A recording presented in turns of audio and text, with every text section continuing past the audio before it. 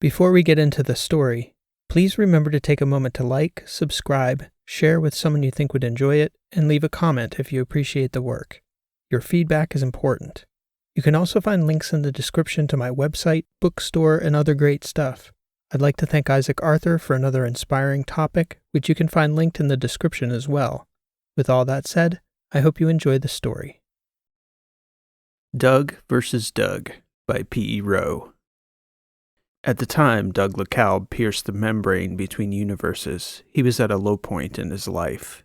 He didn't intend to do anyone any wrong, least of all himself.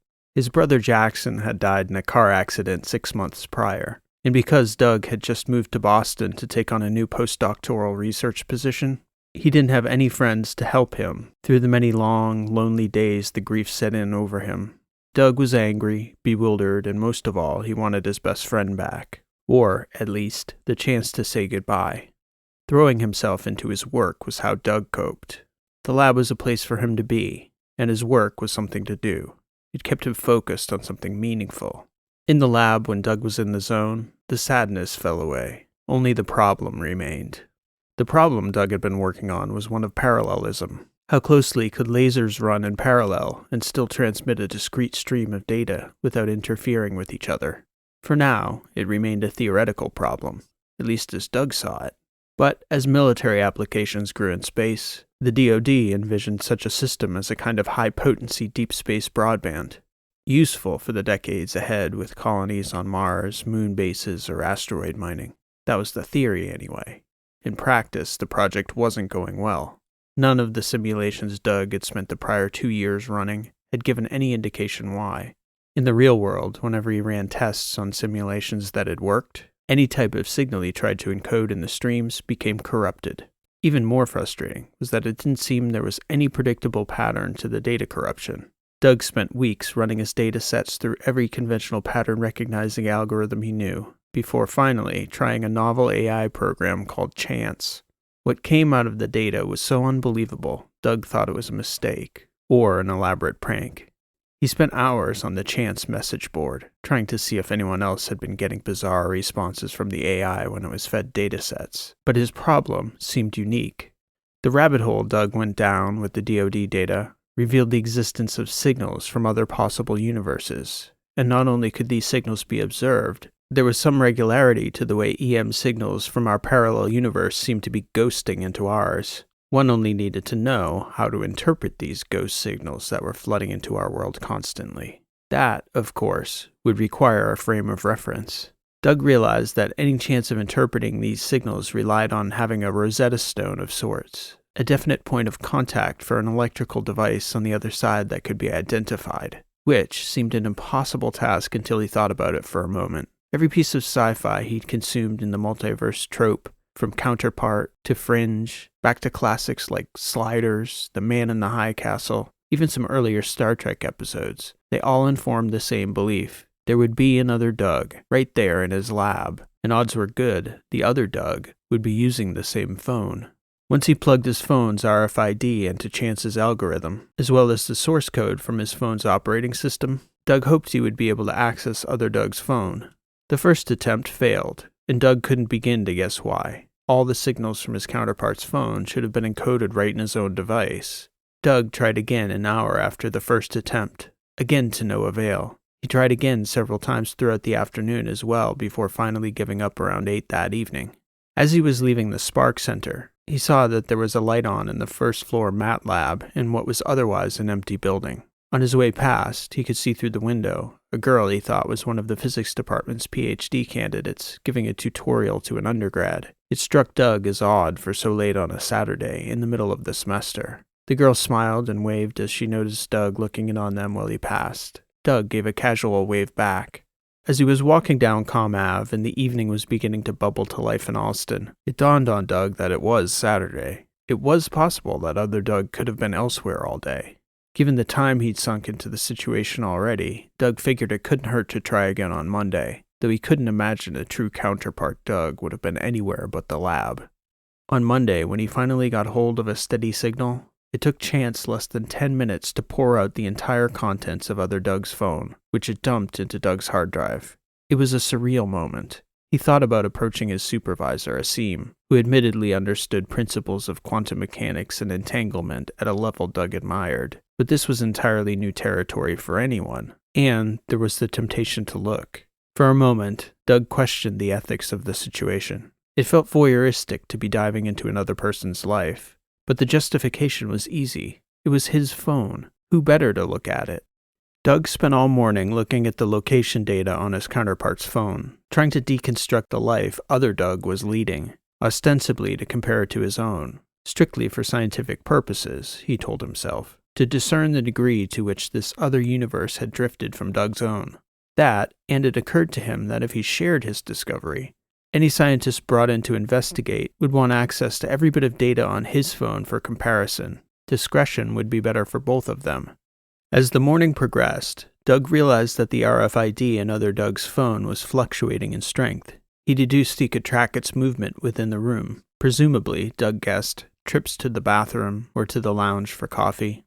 The longer he had the server connected and processing these ghost signals, the more plausible it became for him to keep an open connection and follow other Doug in real time.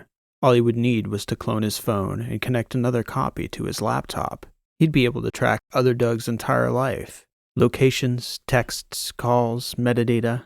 He could even, theoretically, use it to map out cell networks on the other side. Doug decided to take a walk. He'd purposefully only explored the location data on his counterpart at that point. No photos, no texts, no call records. He just wanted to track how much their movements overlapped. It was curious. Even looking at that one aspect of other Doug's life, it was clear he was different from Doug.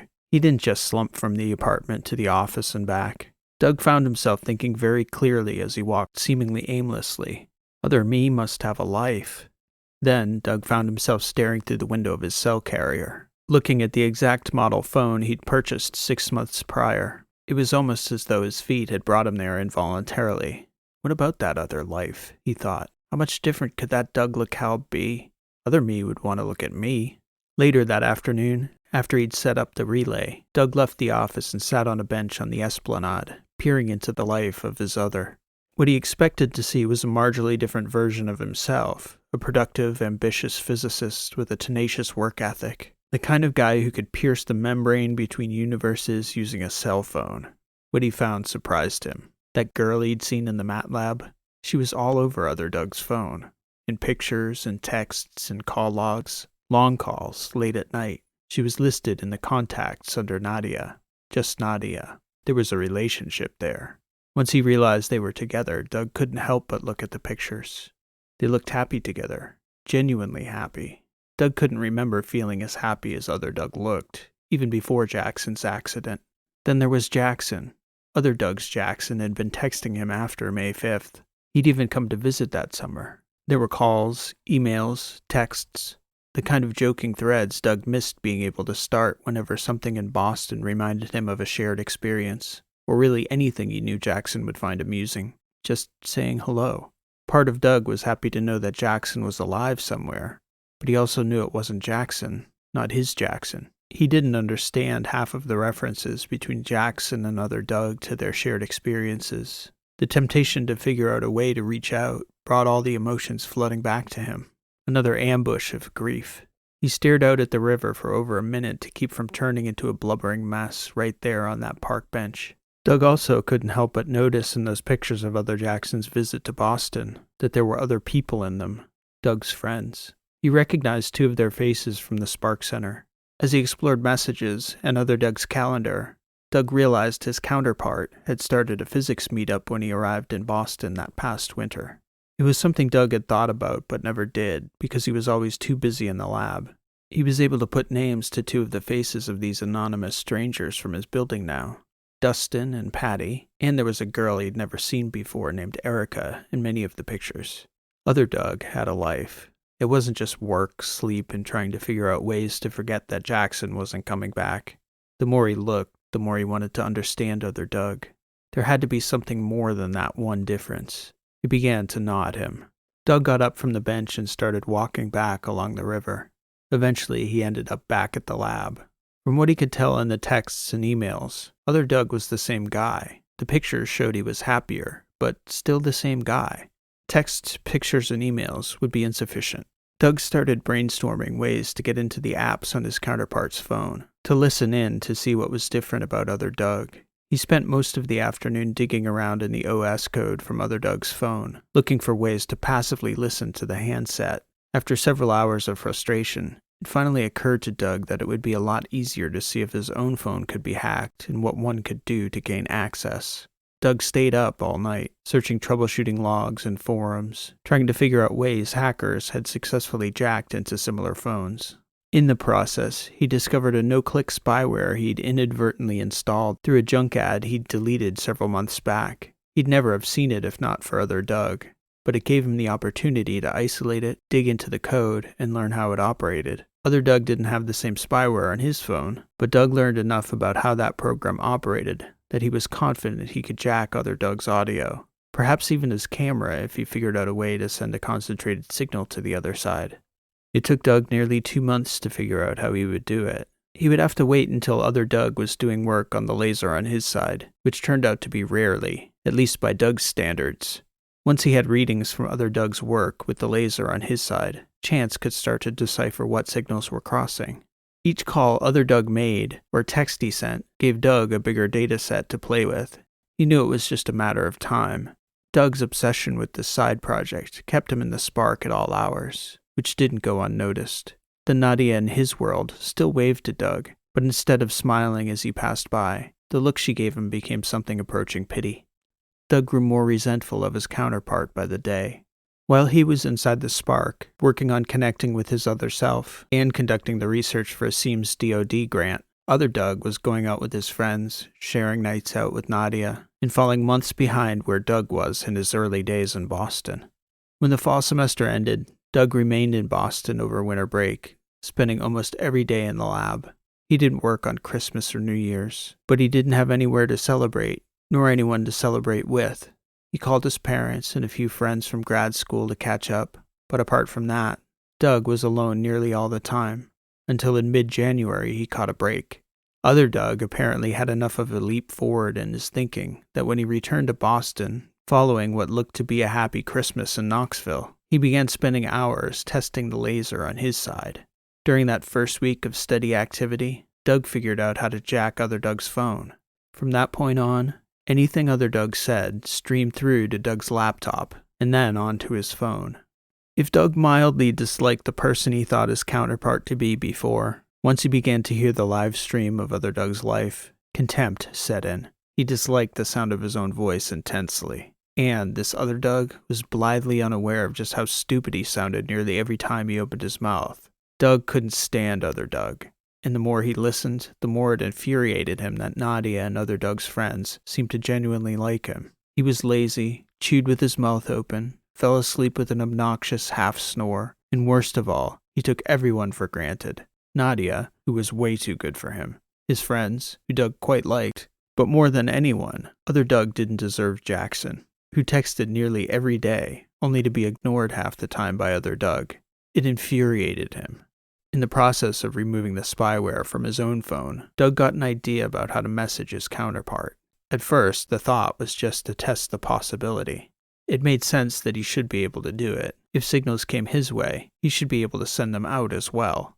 All this was speculative, and in Doug's mind, performed at least partially in the furtherance of science. But as much as figuring out the scientific problem drove him, the carrot at the end was to be able to give other Doug a piece of his mind. Each time Doug wanted to send a message, it was in reaction to other Doug saying something stupid, choosing to leave the office at 4 o'clock each day, or taking long lunches in the afternoons with his friends while his work suffered. And every day, at some point, when no one else was around, he would say out loud, "Text your brother, asshole." Doug spent weeks trying to send texts to the other side that went into the ether. He kept fumbling with the primary laser in the lab, but it was ultimately crossing up a combination of smaller units in the back annex that got the first signal across. Soon after, Doug sent his first message. "Text your brother, Doug," which popped up on other Doug's screen for a few seconds before disappearing again into the ether. "What the hell?" was the response Doug heard over the stream.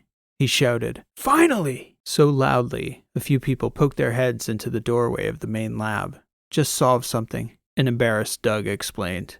"Act like you've done it before." one of the senior professors told him. Doug spent the next few days building a box setup based on the layout of the smaller lasers he'd successfully tested. It turned out to be a unit about the size of a mini-fridge that Doug pushed into a corner in the back annex and placed a sign on that read, DoD Research, Do Not Touch. Then he began to text his counterpart regularly. Whenever other Doug left the lab at 4, he would text, tapping out at 4, do work, already months behind. Or when he went out with Nadia and said or did something stupid, he'd text something like, what does that girl see in you, Doug? Other Doug's response was so muted that most times, Doug hardly knew whether the message got through. The tepid reaction frustrated Doug, both on the research front and because he wanted other Doug to smarten up.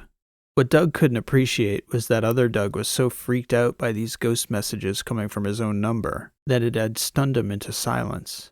He grew increasingly paranoid. He began to question who could be spying on him, and how they could be sending these ephemeral messages that disappeared without a trace in the phone's log. Still, other Doug didn't react to these messages in such a way that cued Doug to the seriousness of his inner feelings. Other Doug's response was so muted, Doug resolved to up the stakes by encoding short voice messages. If other Doug was quietly disturbed by the disappearing texts, the first time he heard his own scratchy voice echoing out of his pants pocket, the feeling was one of inner terror. Do work, Doug! You're 3 months behind, Doug shouted at his other self. What the hell? His counterpart answered to no one. Other Doug picked up the phone and opened the phone app. You have work to do, Doug said to his counterpart. Oh, what is this? Do work. Other Doug spent nearly a half hour digging around in the phone's OS, looking for some sort of compromise. This got Doug even more frustrated that his efforts to motivate his counterpart were proving doubly unproductive. This is insane, Other Doug said. I can't be going crazy. You're not going crazy, Doug, Doug said. You are, however, lazy and unproductive. I have better things to do than pull you through your postdoc. Doug had an appointment with one of his DoD liaisons for the space laser project, so he left Other Doug alone for the afternoon while he met with Asim and the 2 Pentagon officials. Other Doug spent the afternoon on the internet self-diagnosing psychiatric disorders, and then re-diagnosing several times when he realized the presentation of these presumed hallucinations wasn't classic in any sense. What was more, they didn't quite feel genuine. The voices he'd heard weren't in his head, for example. Doug left Other Doug alone for several days. He found himself wrestling with the reality of what he was doing, the disruption he was causing his other self. He thought about whether Other Doug really deserved the torment he was obviously causing him, and why, if he truly wanted to help and motivate his counterpart, as he told himself at the outset, why would he not just denounce himself and say what he needed to say? If he can't figure it out, though, he doesn't deserve to be let off the hook, Doug decided. He texted him. Sorry to freak you out, Doug. Then he left his counterpart alone for several days, listening in on his life every now and again. By Friday of the following week, Other Doug seemed to have settled down and gotten back to normal. Frustratingly, normal meant knocking off work at 3:30, going out with his friends, and, that Friday, going out with Nadia, who he hadn't told about the experience because he was terrified she'd run like hell from him if he confessed to having hallucinations. Doug was sitting alone in his lab that Friday evening, bringing greater clarity to the algorithms he developed using chance to calibrate the ways the 2 universes were sharing signals with each other. Other Doug was eating jalapeno poppers and drinking IPAs in Cambridge with Nadia, who for some ineffable reason saw something in that sorry, inferior version of himself. She was laughing at his stupid jokes, rubbing her thumb along the back of his hand at the table, smiling. Doug got so infuriated by one of his stupid physics jokes, he texted his counterpart. She's too good for you, loser. Doug watched through his counterpart's camera as he read the text. Other Doug turned white. I don't feel so good, he told Nadia. I think I should go lie down. I'm sorry, babe. He got up from the table and tried to leave. Doug, what's wrong? She said. I suddenly don't feel well, he said. If you're sick, Doug, let me take you home. Let me take care of you. No, he said, getting up and rushing toward the exit. I'll be fine. Doug looked at his counterpart's frantic face as Other Doug used his phone to call a ride. He started mumbling, Jackson will know what to do. Whatever sympathy Doug had for his counterpart's anguish seemed to vanish each time Other Doug repeated his brother's name. What kind of loser would you be without him? Doug said, as though to his counterpart, but he didn't send the message. He just let Other Doug flail his way back to Alston. Talk to me, Other Doug shouted into the phone when he got back to the apartment. What do you want from me? Doug severed the link between the two devices and went home himself. He felt awful. All Saturday, he felt so sick he could hardly bear the thought of going back to the lab to switch the connection back on. He knew he needed to contact Other Doug to apologize, but he didn't go back to the lab. He couldn't get his feet to move in that direction. On Sunday morning, Doug finally slumped back to the Spark and up to his lab. On the way past the mat lab, Doug looked in, and there was Nadia, sitting alone at the table studying for prelims. He slowed down for a moment as he passed. She looked up at him as she sensed him there in the window. He smiled a half-hearted smile, waved, and moved along. Doug switched the link back on and quickly scanned through Other Doug's activity to make sure his counterpart hadn't done anything desperate the previous day. He hadn't. In fact, from what Doug could gather, he hadn't done anything at all. Hadn't left his apartment. Doug got up and left the lab, exiting the back so he didn't have to pass Nadia in the mat lab on the way out. He found himself walking along the river again. It was cool, but a beautiful Sunday along the Charles in Boston. About halfway to the Esplanade, Doug's phone buzzed with an alert that Other Doug was making a call. Part of him wanted to cut all ties and just pretend the whole thing hadn't happened, but he felt an obligation in the moment to make sure Other Doug was going to be okay. Doug popped in an earbud and listened in. He stopped mid-stride for a second. It was Jackson's voice. They were talking, catching up. Doug knew exactly what was going on. Other Doug wanted to tell him, would tell him. But first, he needed to try and play it off like nothing was really bothering him. It went on like that for nearly 15 minutes, Jackson catching him up on what was going on in Knoxville. Doug started walking faster, moving to keep from breaking down as he listened. You don't sound so good, Jackson finally said to Other Doug. Something going on, brother? Other Doug filled in Jackson on the situation, from the earliest messages to the incident that Friday night. Jax, I don't know, man. I think I might be going crazy. Aren't you clueless, though, if you're really losing it? Not necessarily, Doug. Our practice has patients who are acutely aware of what's happening to them. It's concerning. You don't feel like you're going to hurt yourself or anyone else, do you? No. God, no. I'd never. Good, good. These voices, what do they sound like? What kind of things are they saying to you? Jackson asked with such care in his voice. It's my own voice, Other Doug said. It's coming from my phone. It's not in my head. And it says things that I'd say to myself. Like what? He tells me to go back to the lab and go to work, not to slack off and things like that. Tells me to call you a lot, actually. And Mom. Really? Really? That, and he calls me a loser sometimes. First time I've ever heard that, brother. Most of the time people hear voices. They aren't telling you to get up early, get a job, go to work, take care of your mother, find Jesus. Figures with you, Doug. Even your hallucinations would be productive. Very funny, Jax. I'm serious. Look, man, I know you're under a lot of stress with that DOD thing. It's okay to give yourself a break sometimes, despite what your internal voice may say. It's not internal. It's not. I know. I heard you. You said it's all coming from your phone, right? Yeah. Do me a favor. I want you to go down to the nearest electronics store and buy a Faraday bag for your phone. Put your phone in it for, say, half-hour stretches and just see what happens. If you hear something when it's in there, then we rule out that someone's messing with your phone. I also want you to consider going to the university tomorrow and setting up an appointment for counseling if that doesn't work out. Doug listened as Jackson lifted up his brother, just as his Jackson had done for him at every difficult time in his life. He felt an awful mix of grief, loneliness, and remorse for being the source of that difficult time for his other self. Doug debated whether he should try to tell his counterpart the truth then and there, given how rattled he seemed to be. It hadn't been his intention to drive his other self crazy. He just couldn't help interjecting and thought if anyone had license to criticize, it was he. Sure, he lashed out a little, perhaps unfairly.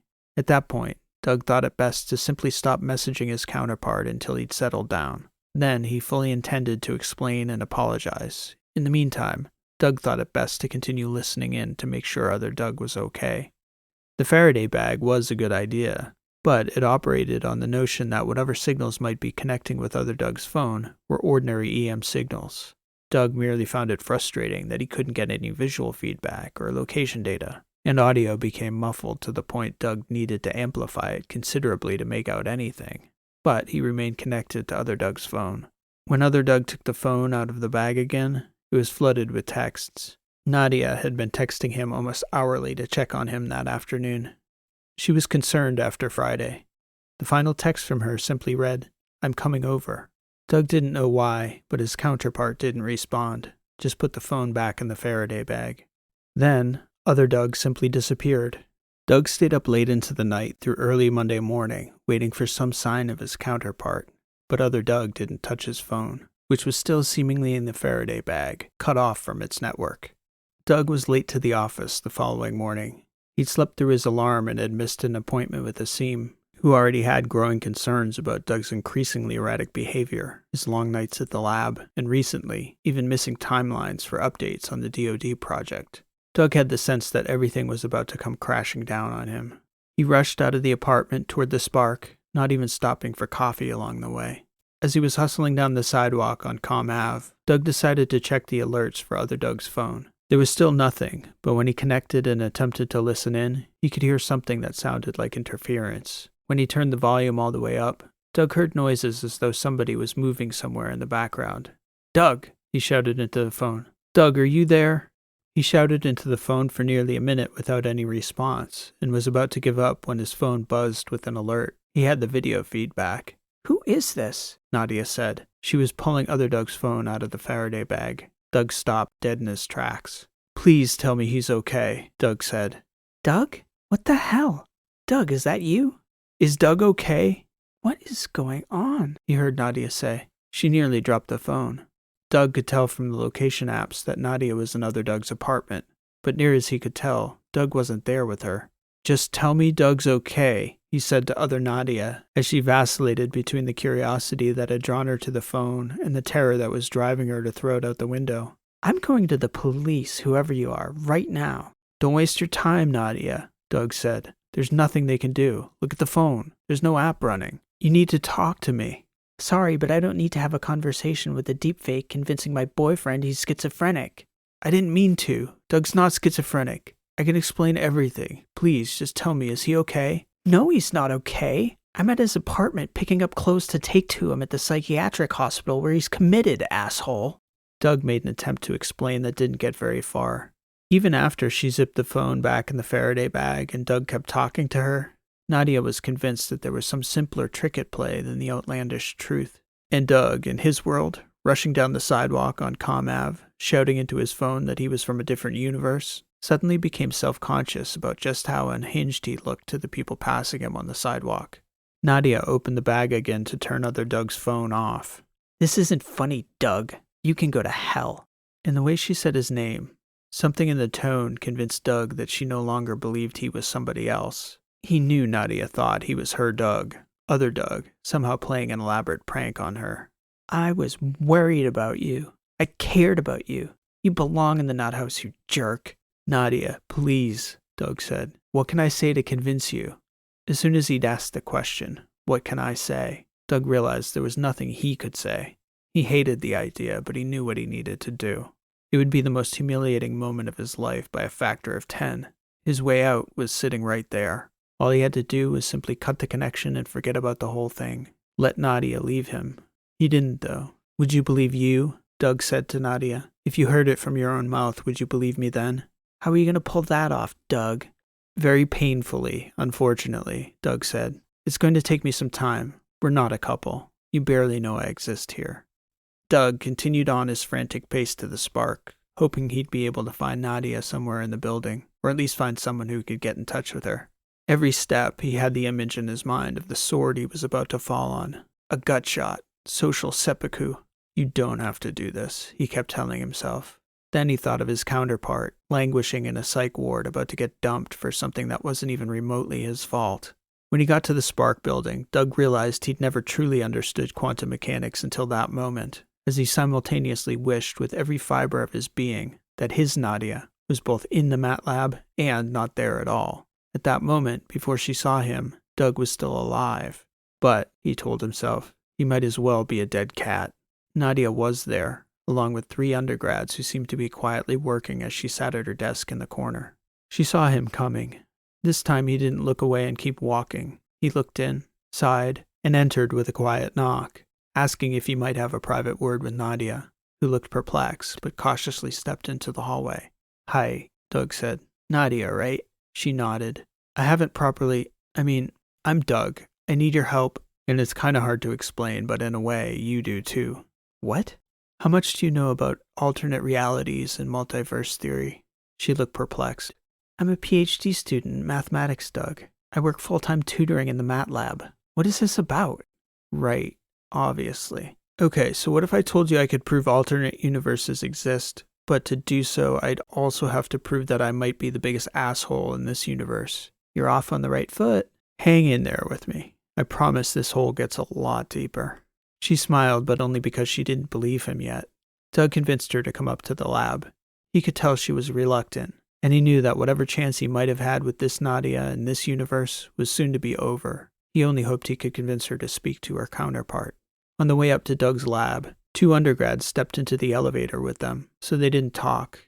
Doug thought about how he'd reveal everything. He wouldn't over-explain it, just tell her she needed to talk with other Nadia, to convince her counterpart who they were. When they got up to the lab, Doug pulled up a picture of their counterparts together on his laptop. Nadia examined it carefully. That's like... She paused and looked it over again. If that's fake, it's perfect. Here, Doug said. Say hello. Nadia said hello and was shocked when she was answered by her own voice. Doug stood by as Nadia and other Nadia held a long conversation filled with bewilderment and disbelief on both ends. Both of them asked long strings of questions about the other's life, most of which turned out to be shared experiences, things only they could have known. Finally, other Nadia proposed that they meet in Kenmore Square and exchange selfies. On the walk down to Kenmore, Doug felt like the third wheel as the Nadias continued their discussion, most of which was about their lives, but briefly deviated into the mathematical implications of their present situation, before it finally came back to Doug. Not other Doug, but Doug himself. And it was about as brutal as he'd imagined it. Other Nadia was particularly harsh. Doug and Nadia took a picture at a specific spot outside the Hotel Buckminster where the shadow of a lamppost intersected with the seam in the sidewalk. Nadia stood as far away from Doug as she could manage in a selfie. It'll take some time to get to her, Doug explained.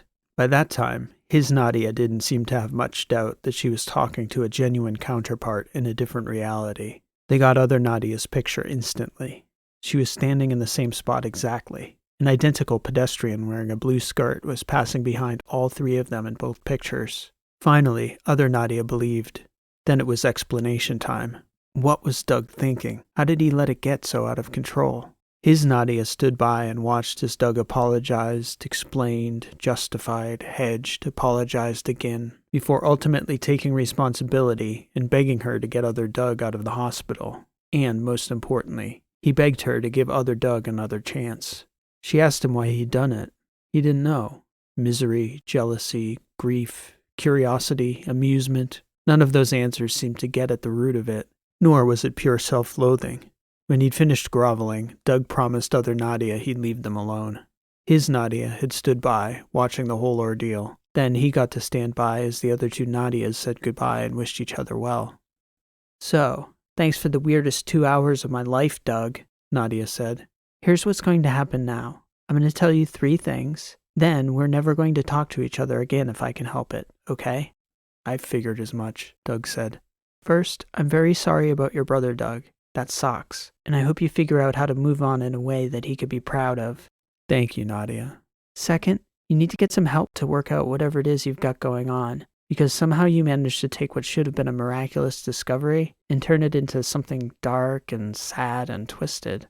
I mean, it's perfectly human, right? We discover another universe and the first thing we do is find a novel way to torture each other on multiple planes of existence. Not saying it's not fitting, but as excited as I am to share the discovery with colleagues, I'm willing to keep this quiet until you figure out a more dignified way to reveal it to the world.